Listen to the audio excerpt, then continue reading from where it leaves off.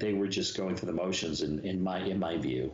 Not that they weren't dedicated and talented, but they really felt robbed of the movie they intended to make. And they were now just, sort of being forced to make this other movie they didn't like. And they tried to make that work until they couldn't and were removed. And I think that was a hard time. I think Mike and Mike kind of got a raw deal a little bit, but it's hard to say. I did say, and I believe this, that if they had given those guys the rope to make and the freedom to make that first movie they pitched with the guy and the ghosts, I think that could have been just as good a movie as Home on the Range.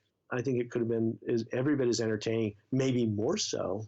I'd like to see that movie. On the other hand, I also say management was right to kind of move them off.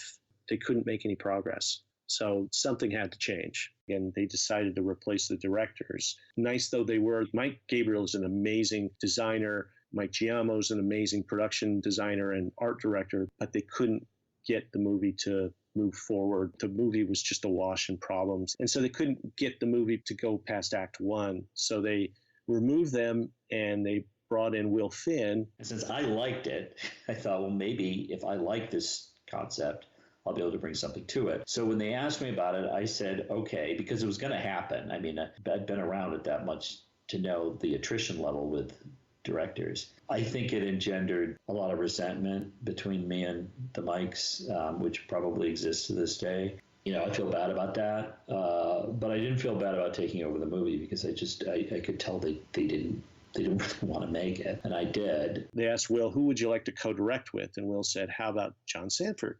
And they said, okay.